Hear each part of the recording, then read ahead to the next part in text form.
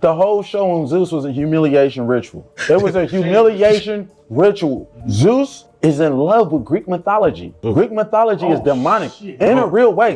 But I didn't set up, bruh. What piqued my interest, right? Zeus Network changed my name from Pied Piper to Pipe. No, from Pipe Piper, right? Yeah. They said Pipe. Yeah, Pipe Piper. Because you know I'm a licensed plumber. Yeah. They changed it to Pied Piper, right? So that sparked my interest. I said, what the Pied Piper? Yeah. Why to follow me that? Right? So I Googled Pied Piper. The Pied Piper is Greek mythology. The guy that led 130 children to their death, and only 3 survived. One was dumb, one was deaf, one was blind. You feel me? And one survived because they went to go get their coat. You feel me? When the Pied Piper was leaving, and they came back and the Pied Piper was gone. So 4 children survived out of 130. So I'm thinking like, what? Why would these people? And after I started investigating the Greek mythology, I noticed that all the contestants on the Zeus Network show had Greek mythology names that trace back to Greek mythology. It's demonic. It was a satanic ritual. You know what I'm saying? When she slapped me, it's called the slap of admittment, right?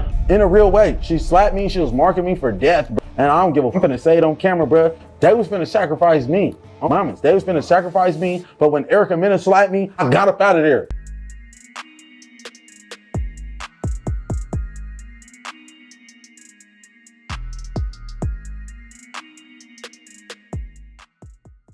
Oh yeah, Didi got a podcast. All right, guys, so many times on this channel, we've talked about how you will have innocent people with pure intentions that may just have a desire to just make music. All right, they just have a passion. They just love to make music, or maybe they have a passion for acting. They just really want to act and be an actress, the big movie star. And they typically find out the hard way that Hollywood, and to make it to become successful, is not all that it seems. And sometimes we have to find that out from the most unlikely people. Shoot, just in our last video, we talked about Justin Bieber, and unfortunately, a lot of the rumors and things surrounding what may have happened to him, his connections to Diddy, and how he's currently involved in a massive war with the music industry because he no longer wants to be in Hollywood. He wants out. He doesn't care about the money. He doesn't care about the fame. He just wants to get out with his life. I have another crazy inside Hollywood scoop for you guys today, this time pertaining to Justin Bieber. This is crazy. Daily Mail, last 48 hours. Here are some headlines.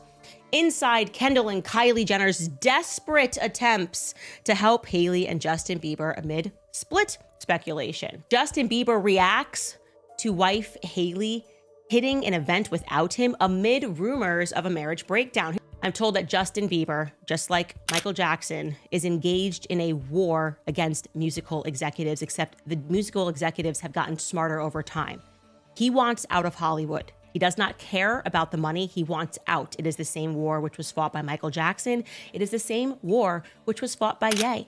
Okay? The talent is you, Justin Bieber. And if you are wanting to, as you have demonstrated, lean into this next phase of your life where it is about family and it is about Christ, then know that there is absolutely nothing that can stop you. Just speak. Literally, I am begging you. Forget the contracts, violate them all. We're coming to the courtroom with you. Just speak. You have the strength to do that. Well, today I'm going to present to you all one of the most unlikely stories that you'll hear all year. A guy by the name of Aaron Plummer. A lot of you all may know who that is. Most of you all will not know who that is. Aaron Plummer is an everyday person just like you and I, who actually went viral last year after making an appearance on the Pop the Balloon show. Just like everybody else, Aaron Plummer shows up. He's looking for the love of his life, a woman that he can build a family with, and he ends up going viral because of his hilarious rebuttals and reactions and responses to the women on the show. And Aaron the Plumber actually took advantage of this virality and decided to capitalize on the momentum by way of starting a YouTube channel. He's made some music videos. He's been linked with 50 Cent. He's been tied into altercations with Kevin Gates and Floyd Mayweather. He's been involved with Ray J. But one of the biggest things, if not the biggest thing that he's been involved with, was a television show where once again he found himself competing, or I should say quote unquote competing for love. And I only say quote unquote because it's one of the most toxic shows you'll ever watch in your life. Aaron the Plumber was involved in several fights, which by the way, one of the guys that he got into a fight with actually would later lose his life, which will be relevant in this video. Well, after Aaron the Plumber made an appearance on this television show to compete for the love of this woman by the name of Erica Mena, after that went sour and completely went left and he was kicked off of the show, he will continue to capitalize on his momentum by linking with other celebrities and trying to start other ventures. As a byproduct of his newfound fame, if you will, he's been asked to do a lot of interviews, and he just recently went on to Real Life Productions, where he actually had one of the most revealing and quite frankly creepy revelations to share with the public about what he believed his role was actually about on that show. The whole show on Zeus was a humiliation ritual. It was a humiliation ritual. Zeus is in love with Greek mythology. Greek mythology is demonic in a real way. Brodesky, I didn't sat up, bruh. What piqued my interest, right? Zeus Network changed my name from Pied Piper to Pipe. No, from Pipe Piper, right? Yeah. They said Pipe. Yeah, Pipe Piper. Because you know I'm a licensed plumber. Yeah. I changed it to Pied Piper, right? So that sparked my interest. I said, what the Pied Piper? Yeah. Why did follow me that? Right, so I Googled Pied Piper. The Pied Piper is Greek mythology. The guy that led 130 children to their death. Yeah. And only 3 survived. One was dumb, one was deaf, one was blind. You feel me? And one survived because they went to go get their coat. You feel me? When the Pied Piper was leaving, and they came back and the Pied Piper was gone. So 4 children survived out of 130. So I'm thinking like, what? Why would these people? And after I started investigating the Greek mythology, I noticed that all the contestants on the Zeus Network show had Greek mythology names that trace back to Greek mythology. It's demonic. It was a satanic ritual. You know what I'm saying? When she slapped me, it's called the slap of admittment, right? In a real way. She slapped me. She was marking me for death, bruh. And I don't give a fuck. I'm finna say it on camera, bruh. They was finna sacrifice me. Mamas, they was finna sacrifice me. But when Erica Mena slapped me, I got up out of there. I called the police on her. I filed a police report on her ass and up they satanic ritual. You know, satanic ritual. You know what I'm saying? Get on TikTokery and look at all the people that's exposing Zeus for the demonic entities that they worship, Brodesky.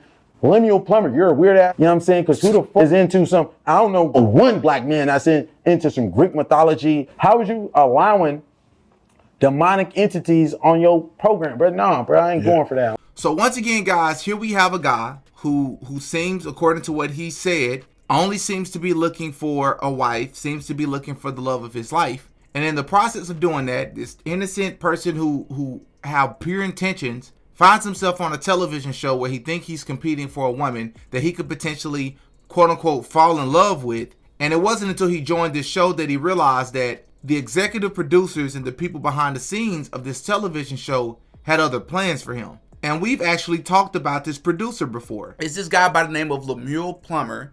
And for the remainder of this video, we're just going to call him Lemmy.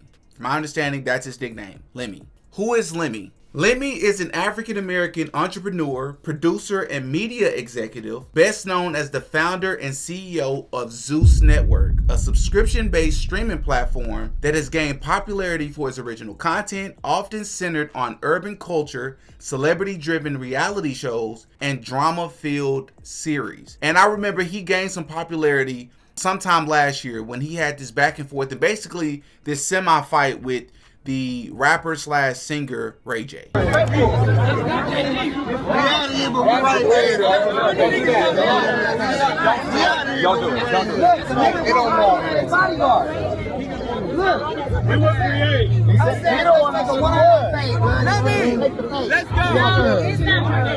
I'm giving you life, nigga, right here. Your network sucks. I'm giving you life. You don't even know what's up. You not tonight. I dare you to formulate. I dare you to formulate. You talent. I taught you. Let him go, bro. Let him go, bro. Hey, you ain't about that life, Jerry. Relax. Hey, yo, you know this is I'm not even about this life. I'm just about like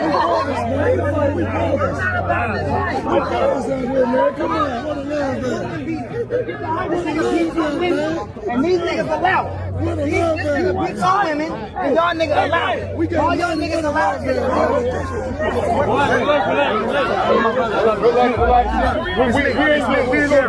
it. Listen, I just want to interrupt for just a sec to say if you are enjoying this video, I ask that you please hit that like button. If you enjoy my content, if you want to help the channel, please hit that like button for the YouTube algorithm. It helps pushes my video out there. I would really, really appreciate it. Also, subscribe to my second channel if you have not subscribed yet.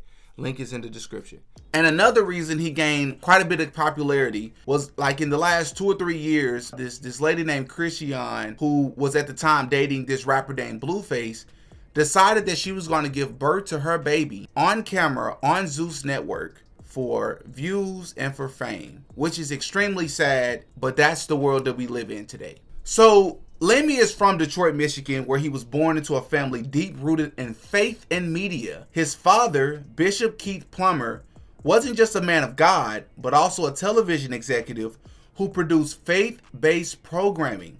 So basically his dad would charge Christian people and organizations to be able to preach and host their Christian-based programs on his network. Basically, he was paid and he made money and got rich off of that, basically. This unique combination of ministry and media shaped Lemmy's early years. He spent a lot of time around cameras, studios, and production teams. While other kids were playing outside, Lemmy was learning the ins and outs of broadcasting, observing the skills and discipline required to create compelling content. Before founding Zeus Network, he gained experience as a producer in the television industry, working on several notable projects, including BET's The Monique Show and The Family Cruise, which helped him establish connections. For Lemmy, this was a pivotal moment because he realized that traditional networks often control not just the content, but also the narrative, leaving little room for authentic stories that reflected diverse experiences. So he started dreaming of a platform where creators could have full control,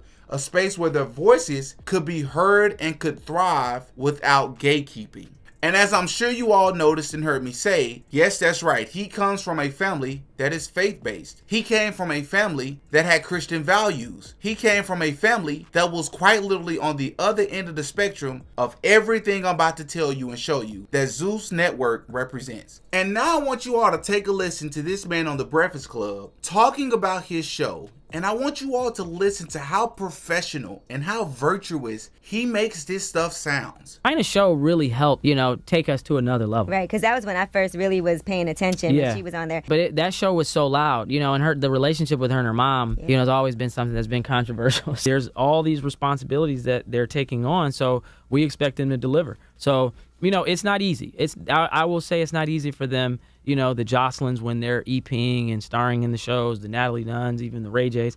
I mean, it's tough, but they're getting through it. They're learning a lot too. So they're enjoying the process, as EPs, as talent. They're understanding the business aspect a lot more too. So I think their whole mentality has changed just based upon the Zeus experience. You gave them the opportunity to boss up and not just be talent. There you go. That's it in a nutshell. Now you tell me with a straight face, if you had no idea, had never seen anything from his show or his network before, would you even have a clue or even think that he was talking about something as raunchy, as degrading, as debaucherous as Zeus Network? No, you would not. And I probably should know what's very important, is very unique about Zeus Network is that it's not just that it's subscription based, but what he did specifically was he took what they call influencers, right? Which I think is a very easy way of just saying plants, people that are placed in position to help lead the masses in the wrong direction. People like Black China, who he just referenced. People like Blueface, right? People like Jocelyn or Joycelyn, however you pronounce her name, who gained her popularity years back from her relationship with Stevie J. When you take people like this who have very little morals, right? Don't follow God. It's not a coincidence that these people are placed in position and then they're pumped with alcohol, pumped with drugs, and then cameras are placed in their faces. They get their own television shows. And then it's all about fighting and the most destructive morals you can think of in the world. Which reminds me, I remember when he went on to DJ Academics, I interviewed him. And as much as I don't agree with a lot of things that DJ Academics represents, I was very shocked to see when he interviewed this guy, whom a lot of people, I'm sure most of his audience didn't even know who this guy was. And he asked him, do he feel even remotely responsible for the things that he pushed on his network? I'm saying, if you only show, I'm not only showing. I feel like we're at it's a lot of fighting. We're at a unique time. I think first of all, people are desensitized. With all no, it's not. No, if you take out Zeus, do you know on social media every day? There's so much stuff happens on social Zeus media. Is pretty much network TV. What makes us different than HBO? What makes us different than? Hold on, let me finish. What are you talking? HBO used to have they used to have people walking around. Okay, but hold on, wait. HBO, listen. HBO has so many. Like whether it's scripted, unscripted, it doesn't matter. They promote the same way we do. They promote the same way we do. Why do I have to? Why ask HBO why they do what they do? Listen, no, I'm asking. No, balance. What do you mean balance? Every show, show on your network where it's only we only have so many shows. Hold on, wait. Listen, we only have so many. We're not HBO. We haven't been around for 20 plus years. You know it's bad when DJ Academics is asking you that same question. The same person in DJ Academics who helped push drill music, who helped popularize drill music, and a lot of the things out of the Chicago culture, literally asked this man, does he feel responsible for the things that he pushing on his network? So first and foremost, I want you to take note that he slipped up. I believe it was him slipping up and mentioning the fact that people are so desensitized, because he's not lying. We're so desensitized as a country, as a world, as a people, to fights, to drama, to all of the nonsense, to all the ungodly things in the world. We're so desensitized to it that we shouldn't be holding him responsible if we're not going to hold people like HBO responsible. But if you're leaving programs like BET so that you can create a platform that's different, but then you want to be held to the same standard as them, what makes you any different? What makes you any different, bro? You're talking about on the Breakfast Club, he mentioned people, he want to give people an opportunity to make some real money. Let me tell you something. Anytime a person looks at you and say, real money, come over here and make some real money, run in the other direction. If you are a young person and you watching this video, please hear me out when I say this. If you don't take anything else from this video, if a person makes a statement to you, let's make some real money, go the other direction. Because whatever they're talking about is ungodly. Whatever they're talking about is borderline illegal, if not illegal. The fact that the fact that this guy comes from a rich family, comes from a great background in the sense from a socioeconomic standpoint, just so he can get into position so that he can give creators a better opportunity to create all these shows, baddies this, baddies that, everything's bad, to then push these demoralizing, these destructive morals, or these lack of morals to low socioeconomic people in these urban communities is the epitome of evil. Because you should understand the audience a little bit better that you're reaching. You're worse than the rich white people or the rich white Jews that own these record labels, because they don't even understand these populations. You have a lot closer relationship to these people, and you're leading them to hellfire. You are leading them in the wrong direction in the name of getting rich and famous. How dare you? And I think far too often what we see in these communities is that we give people pass after pass after pass, and it's not until people are criminally charged or criminally accused or being sued in a civil suit before all of a sudden we like, you know what? I don't know why we supported him to begin with. No, we should be doing that now. This dude is evil, man. They get up there with their fresh haircuts, their nice little jewelry and watches and their Balenciaga shoes, and but their souls as black and as dark and as filthy as they come. Looking like us, leading us to hellfire. We have to call these people out for who they are. Exploiting our women. You can't come on these shows if you're going to be positive. You can't come on these shows if you're going to dress appropriately. You have to support everything that's good is going to be called evil. Everything's evil is going to be called good. It's flipped. It's reversed. That's the world that we live in today. For him to create his own subscription, like, it's brilliant from a business perspective because it's working. Because he understands that people are so desensitized to it. That's what people want to see. People are just living their life and just going along with the motion like sheep. And he knows that he's exploiting our people instead of giving us the truth, which is Jesus Christ. So I just want to end this video by saying this. How do we break free from this? What's the solution? One of the biggest solutions, and I'm not saying that we need to get rid of TV altogether, but I think the first thing we need to do is be selective. Choose the content that adds value to our life. Not just distractions. not just something to help bypass the time, to help us escape from reality, because a lot of us are dealing with depression and we're unhappy with our life and our situations and our circumstances. The second thing is, we've heard it before, but we really need to practice this, and I need to practice this. We have to limit our screen time. Whether that be not just real reality TV shows, but social media altogether. Because the more social media that we watch, the more depression we're gonna feel. It's not gonna help the problem. It's just putting a band-aid over it. The next thing is, we need to question everything. If we're watching something, we need to be asking ourselves, is it adding value to our life? Is it benefiting us to watch this? Am I constantly seeing the same thing over and over? Is there a pattern across different television shows? And if so, why? Why is there a pattern? Why is it the same things? What's the message? What's the agenda behind it? And the last thing I think we need to do, and I know we need to do actually, is we need to read the Word of God. And I know a lot of people are going to be turned off by that, but that's okay because it's truth. We need to open up our Bibles. We need to read the Word of God. That's what we need to do, including myself. We have to grow closer to God. We have to grow closer to Jesus Christ and gain a personal relationship with Jesus Christ. Because the stuff we see on TV, whether it's real, whether it's scripted or it's not, we have to understand that it's adding depression to our lives. It's not adding value. Straight up. That's all that I have for this one, man. I would love to hear from you all. Hop in the comment section. Tell me if you knew who this person was.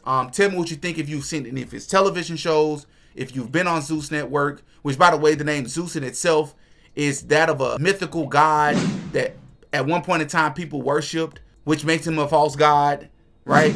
Hop in the comment section, give me your thoughts. I'd love to know what you all think and what you feel. My name's Demetrius. I go by Didi. That's all for this one, man. Until next time. Peace. Oh yeah, Didi got a podcast.